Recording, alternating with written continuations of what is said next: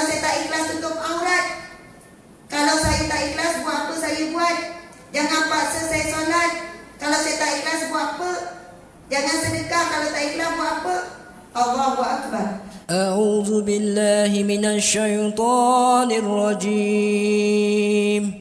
Dan apabila hamba-hambaku bertanya tentangku, wahai Muhammad, katakanlah, inni qarib, aku sangat dekat dengan hambaku.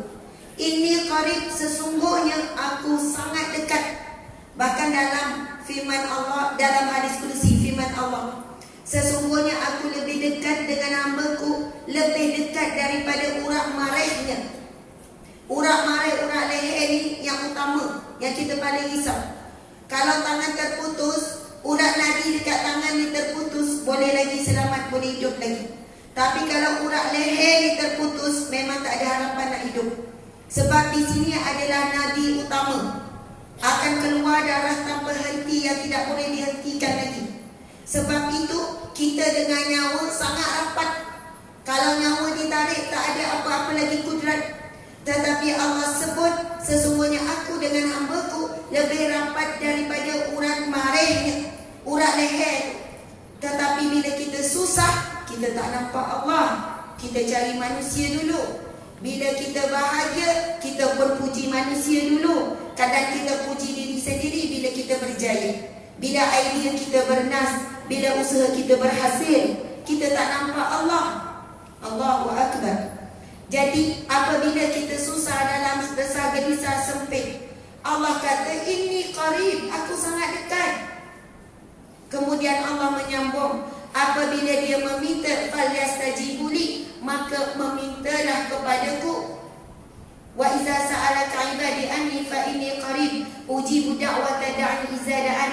Aku pasti memakbulkan permintaan hambaku apabila dia meminta. Allah mulakan dengan kalimat tersebut. Allah sebut begitu. Aku pasti akan memakbulkan, dan Allah tidak pernah lemah dalam memakbulkan permintaan kita. Allah tidak ada batasannya. Kita saja yang ragu-ragu kepada Allah. Kalau kepada Allah kita tak yakin, kenapa kita boleh yakin dengan manusia? Kita jumpa manusia, tolonglah aku, kau je boleh tolong. Lepas manusia tolong kita, nasib baik kau ada. Kalau kau tak ada, tak tahu macam mana. Kita nampak ayat itu biasa, tapi kita takut kita melakukan syirik khafi, syirik yang tersembunyi. Kita merasakan manusia itulah yang menolong kita, sedangkan hakikat manusia itu pantaran Allah saja. Hakikat sebenar Allah yang sedang menolong kita. Sebab itu, bila kita tak yakin dengan Allah dalam berdoa, itulah satu bentuk pengkhianatan kita kepada Allah, ataupun satu bentuk kita ini sedang bertuhankan diri sendiri. Ada satu sifat yang manusia kadang tidak sedar, dia ada mempunyai sifat ketuhanan. Maksudnya soalannya, dialah yang menentukan, dialah yang berkehendak, dialah yang menetapkan sesuatu. Ini kalau kita baca dalam kitab tasawuf, kadang-kadang manusia tidak sedar. Bila berlaku sesuatu, orang kata, macam mana? Tengoklah siapa bergurau lain. Kadang tu bila berlaku anak berjaya semua, dia sandarkan juga pada diri dia. Dia lupa untuk menyandarkan kepada Allah. Sedangkan kalimah zikir yang selalu kita baca, la haula wala quwwata illa billah, tidak ada daya, tidak ada upaya, melainkan segalanya daripada Allah Subhanahu wa ta'ala. Para muslimat-muslimat yang saya kasih sekalian, Allah menyambung lagi firman tu tadi, falyastajibu li wal yu'minu bi.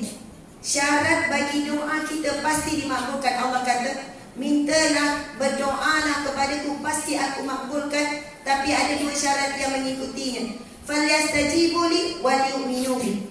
Maka taatilah perintahku dan yakinlah kepadaku, berimanlah kepadaku. Jadi sebab itu ramai orang bertanya, Ustazah, kenapa doa saya belum Allah makbul? Saya biasa orang perempuan suka tanya macam tu. Pergi kuliah, pergi ceramah tempat-tempat lain kan. Ada dalam 2 bulan lepas tak silap, bila saya dah habis satu kuliah di satu agensi kerajaan ke agensi swasta, saya pergi toilet, jadi dia ikut saya. Jadi dia sempatlah nak bercakap, orang lain tak sempat. Dia tunggu luar pintu toilet. Saya tengok sepertinya dia orang berpangkat tinggi ataupun orang yang berharga lah, dengan gaya penampilan. Lepas tu dia kata, ustazah, saya dah buat semua apa yang ustazah cakap untuk doa makbul. Saya dah baca doa tu, saya baca doa ni, saya jaga solat, saya jaga sekian-sekian. Lepas tu dia kata, apa lagi yang menyebabkan Allah tidak mahu makbulkan doa saya? Sebab saya lihat dia macam terdesak, air mata terus mengalir. Umur dia lebih kurang dalam 50 lebih, tak silap. Dengan gaya yang sangat moden. Kemudian saya kata, waktu saya suntuk, tapi saya mohon maaf puan, saya tak kenal puan ni datin ke apa saya tak tahu. Tapi saya minta maaf sebab waktu suntuk saya kena cakap, kalau benda yang saya cakap ini puan kecil hati, saya minta maaf. Tak apa ustazah, sebab hidup saya ni, masalah ni besar sangat bagi saya. Kalau Allah makbulkan, Allah ni ya Allah, menangis-nangis dia. Saya pun tak tahu, saya pun tak sempat dengar, saya pun tak nak dengar apa cerita dia. Bukan saya tak nak, tapi kita tidak mempunyai masa. Lalu muslimat ni kan, saya kata, saya cakap terus terang. Kadang kita terpaksa nak cepat terus terang. Puan, saya mohon maaf, tapi Allah sebut di dalam Al-Quran, Allah berjanji akan makbulkan doa kita. Dan Allah tidak lemah dalam memakbulkan doa kita. Tetapi syarat Allah bagi, falyastajibu li, maka taatilah perintahku. Mungkin ada lagi perintah Allah yang puan belum taat. Sebab syarat nak dapat redha Allah, kena redha dulu dengan perintah Allah, kena redha dulu tinggalkan larangan Allah. Tapi kalau kita ada perkara yang kita belum taat perintah Allah, menunjukkan kita protes ataupun tak setuju dengan peraturan Allah.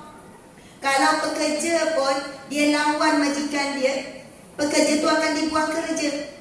Permintaan pekerja mesti tak dilayan. Kalau pekerja tu lawan peraturan syarikat, kalau pekerja ni suruh masuk pukul 8, dia masuk pukul 11.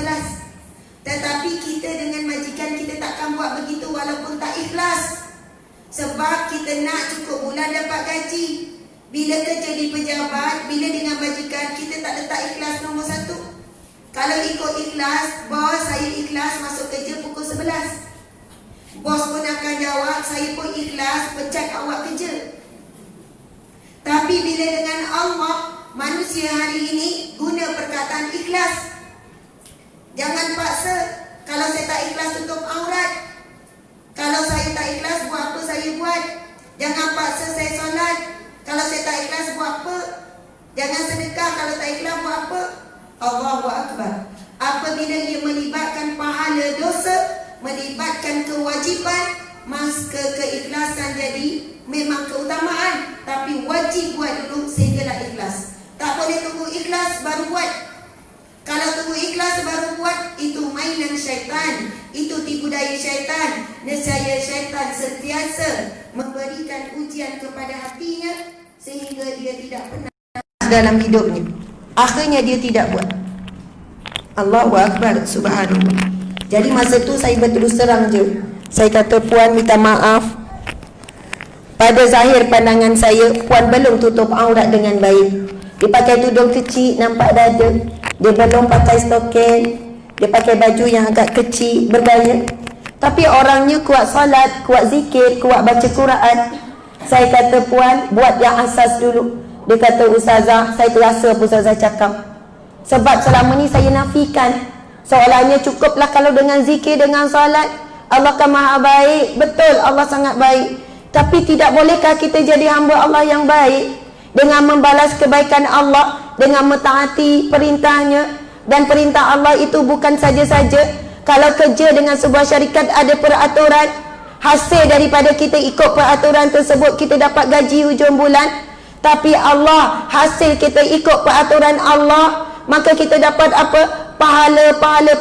Dan akhirnya Allah nak beri kita syurga, yang mana itu jauh lebih nikmat daripada kita berterusan memakai pakaian yang kita seronok tapi Allah tak suka. Dia pun terus, makasihlah ustazah, tak ada orang lain yang berani cakap macam itu serang dengan saya. Saya tahu dah apa masalah saya.